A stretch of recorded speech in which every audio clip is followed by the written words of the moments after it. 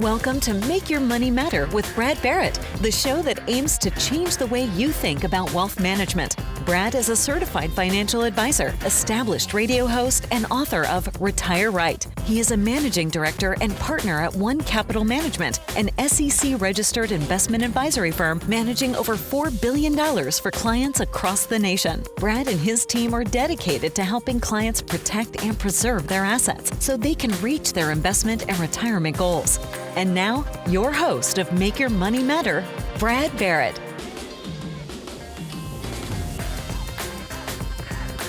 Welcome to Make Your Money Matter. I'm your host, Brad Barrett. I'm also a managing director and partner here at One Capital Management, and I'm here each and every week to help you better understand your finances because after all, your money matters. Friends, I want to share something that's probably not going to be a surprise, but what we're dealt with in 2022 and we're going to be probably dealing with in 2023 is a bill that we owe. It's a bill that is coming due, what we've dealt with over the past 2 years from the pandemic, and we've paid it partially. We paid it in volatility. We've been paying it in higher prices, inflation, supply chain issues. And there are many questions out there, like how do we look at 2023, Brad, based on the year we just had? How do we look at valuations and fundamentals in any year or year like this, or really looking at valuations of a company, let alone a stock market?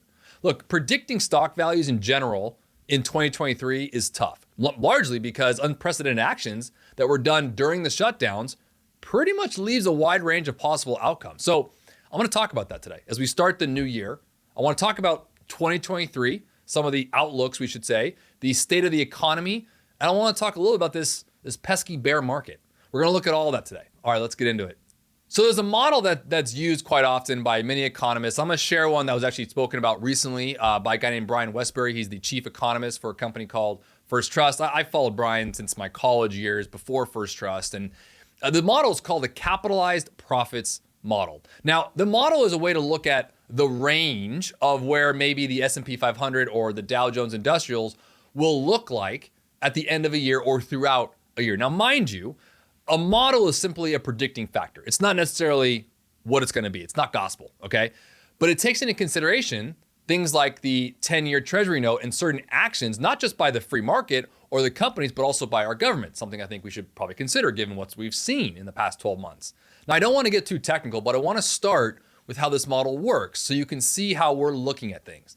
The model takes a government measure of nationwide profits across the board from the gross domestic production report, the GDP report, and the model discounts it by the 10-year US Treasury yield, basically in order to calculate what we would consider or look at for fair value of stocks. Friends, this is where you start with a premium or a discount. What is the good price for a stock? It's not just the stock price, it's where the fundamental value lies. So this is a good, again, model to predict fair value of stocks.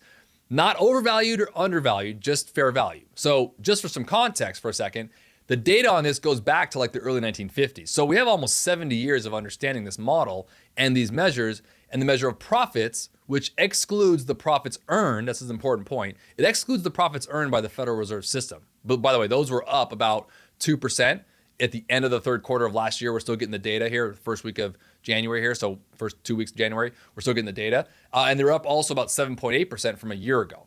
They're also, further to that, up about 23% versus the pre-pandemic peak. Now, this is probably not shocking, but one interesting thing to think about is that while profits across the board, like corporate profits, while they rose about 7.8% during last year, basically, the gross domestic price index was up about 7.1%. So some context there, if you think about it. That's if you look at it, very slow growth in inflation-adjusted profits and higher interest rates combined, which is why we saw pushing stock values down in 2022. So to give a glimpse of what's happened the previous 12 months, that's how we kind of get there. Now, looking into 2023, predicting stock values is going to be somewhat tough.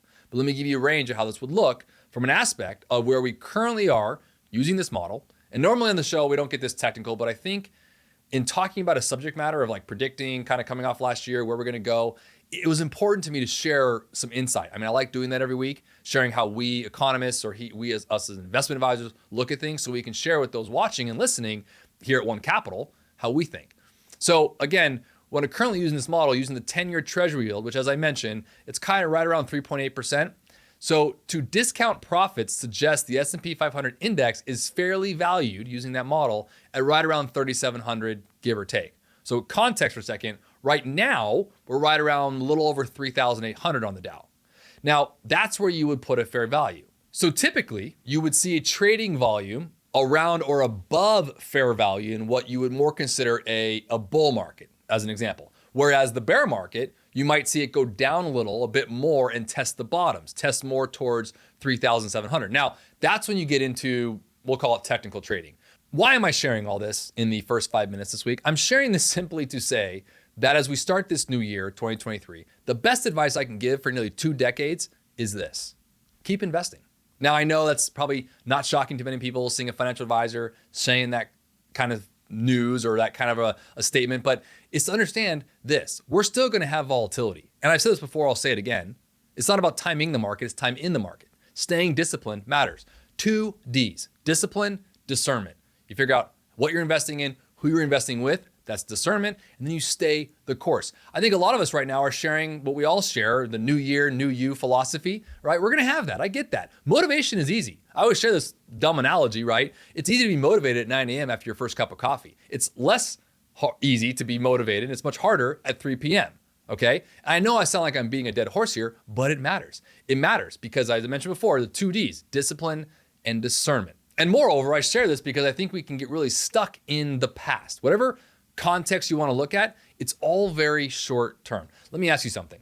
How many inches are there between your house and the nearest grocery store? Now, you're probably, by the way, watching or listening thinking, Brad, that's kind of a ridiculous question. Of course it is. It's more appropriate to measure longer distances in miles and not inches. The same is true of investing. And we can't measure the performance of, your holdings by its daily, weekly, or quarterly fluctuations. It's way more appropriate and really more meaningful to measure it by the mile or by the year or the annual numbers. And as we look into this new year, and to make sure that we take stock, pun intended, here of the bigger vision of your plan.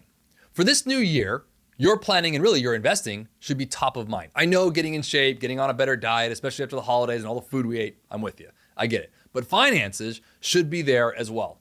We're still gonna have some volatility. We're still gonna have market fluctuations here and there. That's a part of this market that we're in.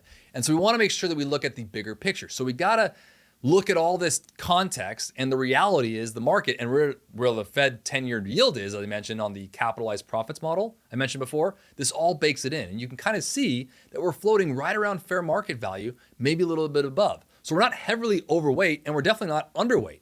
We could have some room to go if that 10-year note spikes up to 4 or 4.5%, then yeah, we can go down a little bit on the model. But remember, it's just a model. And in doing so, if you really get draconian in the modeling itself, you have to really bring the 10-year treasury note up to like 5% to even get down to a low of 3,300 on the S&P, which would be a true bottom. And that's when you really get into technical investing again. But let's say it happens. Let's just play crazy for a second, all right? It's January, let's play crazy. Would you not want to be buying all the way down so that when you get to those positions and you get to the bottom and it starts springboarding back and you're still continuing to buy, you're actually picking up on lower assets that'll increase in value. Let's say the other side of it happens. Let's say the 3,700 fair value or the 3,900 on the S&P 500 starts increasingly going up based on maybe we don't hit a recession and the Fed can actually find a soft landing, so we don't push us into a recession kind of thing, and it keeps going up. Wouldn't you want to keep buying in both scenarios? It makes sense to be prudent with your contributions. Now, obviously, if I'm speaking to someone right now who's retired, for example, you can be doing this with your investments. You can be doing it with your dividend reinvestments. You can do what's called DRIP or dividend reinvestment programs, or hiring an active manager, someone like One Capital or a good financial advisor that helps you through all of these things to do not just dividend reinvestment programs, maybe rebalancing and active management are all in there. Stay connected. Get frequent updates on the show. Follow Brad Barrett and Make Your Money Matter on most social media platforms. And catch full episodes of Make Your Money Matter streaming now on our YouTube channel. To schedule your no-obligation appointment, go to onecapital.com or call 805-410-5454. Let me give you one more example. And I was thinking about this the other day, and I had to look these stats up, but I thought it was kind of interesting. Anyone who knows me knows I like sports. And I've always been a Michael Jordan and Tom Brady fan. And I know many people, they have their opinions on those people, but the reason I like understanding greatness simply because there's a discipline around those individuals. There's a different mindset. I mean, you put Kobe Bryant there, you put in Michael Jordan and Tom Brady, you just start thinking about these guys and you're like, maybe Wayne Gretzky, there's a discipline and there's a mindset that's different that I like studying. I like studying that kind of stuff. I like relating it to your investments and my investments and to our finances. So let me give you an example of just how I think deceptive short-term performance or underperformance can be. Michael Jordan's career average with the Bulls, get this, was 31.5 points per game. Now, there was not once in his entire career that he ever scored 31.5 points in a game. Why? Well, you can't get half a basket, but I'll move on. Now, his short-term performance ranged from anywhere between 12 points against the Atlanta Hawks in the 91-92 season to the high, which was a 69-point game against the Cleveland Cavaliers in the 90-91 season. Why am I saying this to you?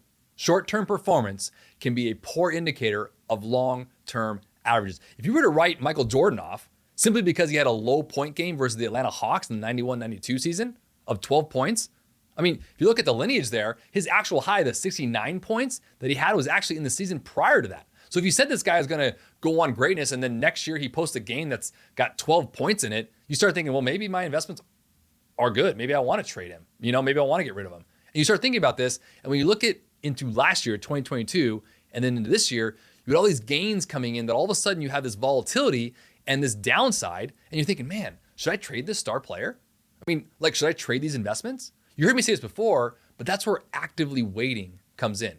You don't want to give away a Jordan. You want to make sure you have a Jordan, right? That's where you find good managers and you find a good advisor to help you diversify and find those positions. So, you got a Jordan, you got a Pippen, you got all the guys right there in the 90s that were champions. Now, add one other spin to this, especially from my LA fans here, and myself included. Let's take the Kobe Bryant, for example.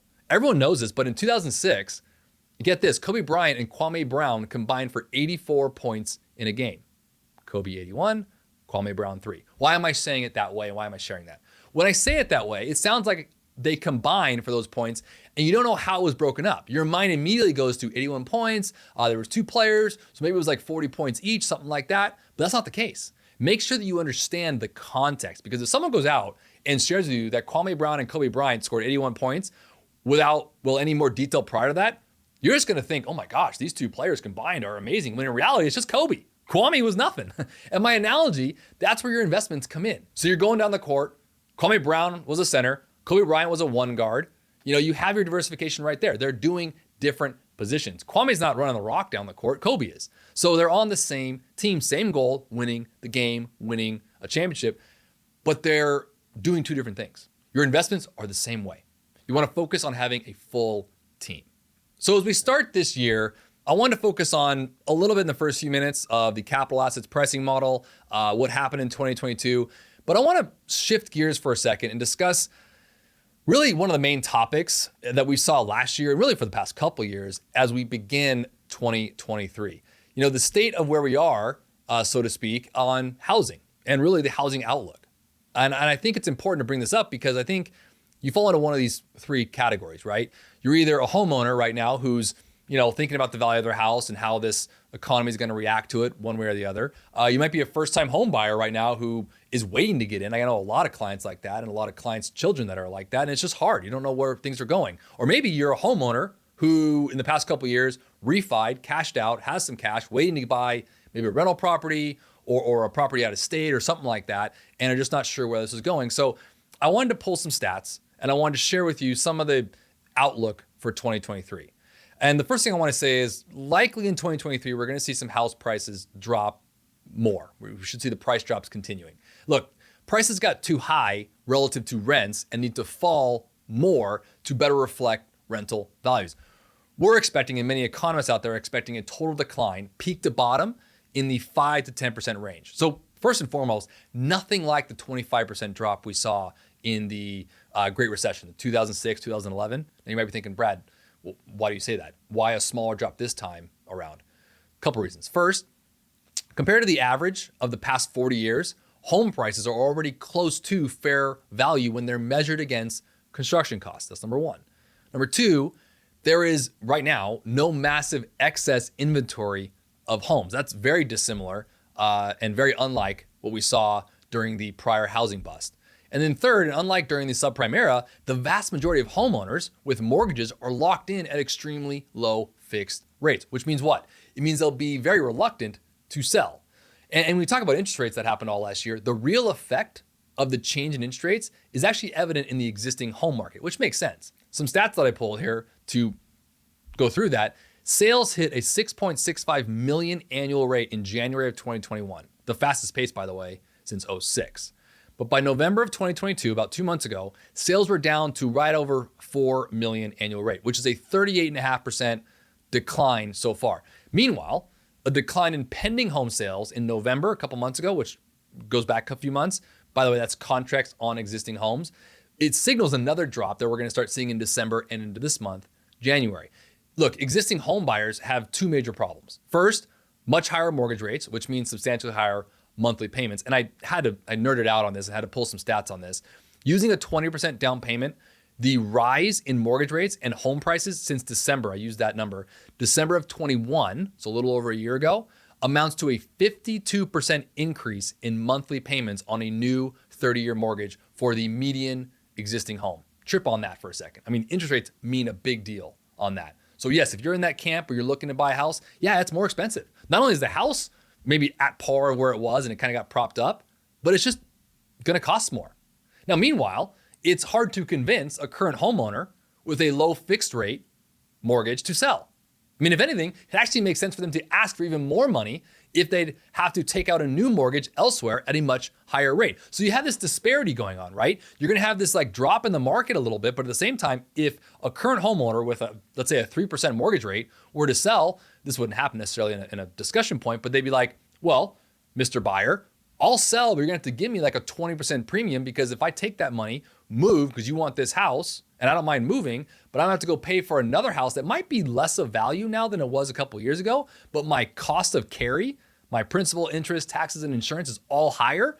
I'm gonna need a premium. So you have kind of this disparity going on. I mean, in other words, sellers should now want more for their homes while buyers want to pay significantly less. There's an arbitrage. This won't change soon, by the way. And so, expect existing sales to be even weaker in 2023 than even last year. Now, that's not to be all doom and gloom. We have to let this cycle kind of go through. All right. This isn't a fix all. It's going to happen overnight. And I've shared this before, but if you line up 10 me's, 10 financial advisors, 10 investment managers, 10 economists, typically on any subject, and most times we're going to disagree because our nature of business can be somewhat subjective. But on this one thing I know to be true, if you lined 10 of us up and you said, give me 2 ingredients, 2 recipes that you would build to pace inflation you've never seen before, it'd be shut the world down and print money. We did it. So we're paying the piper, if you will. But how you get through it is to actually stay disciplined. It's not to veer off course, change the overall destination. And the destination might be retirement. It might be a certain dollar amount to make sure you become financially free.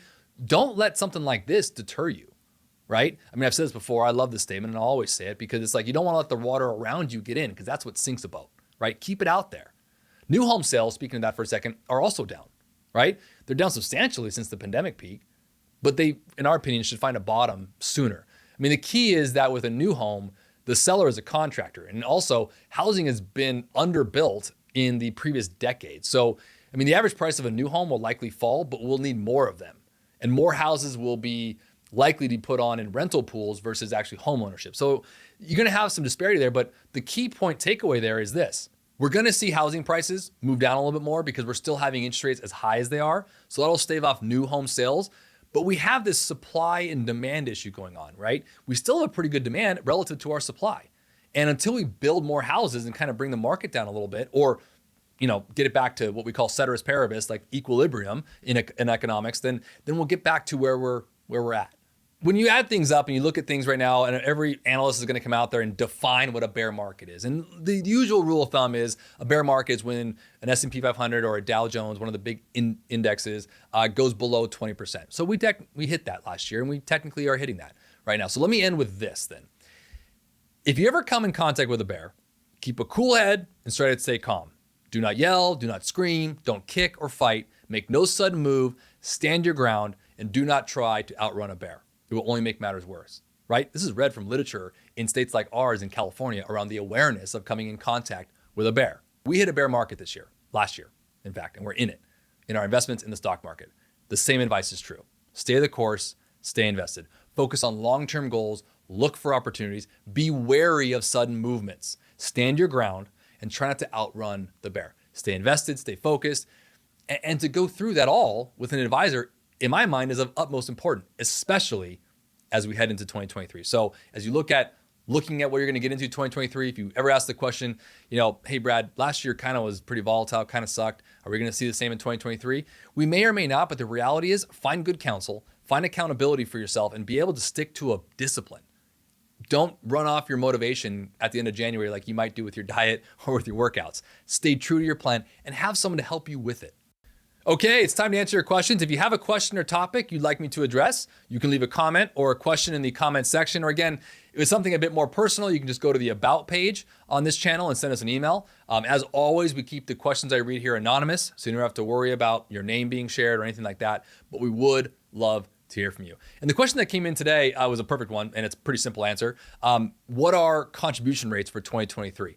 I alluded to this a little bit a week or two ago, so you can check on those episodes as well. But the 2023 retirement plan, so 401ks, 403bs, 457 plans, TSPs, they increased the contribution limit from $20,500 last year to $22,500 this year. It's actually a huge increase. Now, obviously, it's relative to inflation, so they're trying to keep up with COLA, cost of living, but that's a big increase. That's if you're under the age of 50. If you're over the age of 50, you get an extra $7,500, what's called catch-up. So you can almost defer up to $30,000 if you're over the age of 50 into your retirement plan. So it's gone up significantly. So I definitely recommend taking advantage of that. Take a look at your cash flow right now. If there's any opportunity for you to move off some debt, pay down some debt, move things over to your investment pocket for your retirement, now's the time to do it, especially with the increased limit. So great question. And again, if you have a question or comment you'd like me to read here, you can leave it in the comment section or email us in the About page on our channel. And before we go today, if you found anything helpful today and want to learn more, visit our website at onecapital.com. You can also call or text us. We want to help.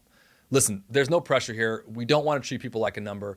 We value our relationships. It's the lifeblood of what we do. So click, call, or text us today. What a better time to do it than the start of the year. Make it your priority. And if you're not following us on social media, you should be. You can follow us at Make Your Money Matter. We're sharing great information on all of our social media platforms. And as I often say, if you enjoyed the show, share it with someone you like. And if you don't like the show, I guess share it with someone you don't like. But until next week, always remember, make your money matter. The information in this show is educational and general in nature and does not take into consideration a listener's personal circumstances. Therefore, it is not intended to be a substitute for specific individualized financial, legal, or tax advice. To determine which strategies or investments may be suitable for you, consult the appropriate qualified professional prior to making a final decision.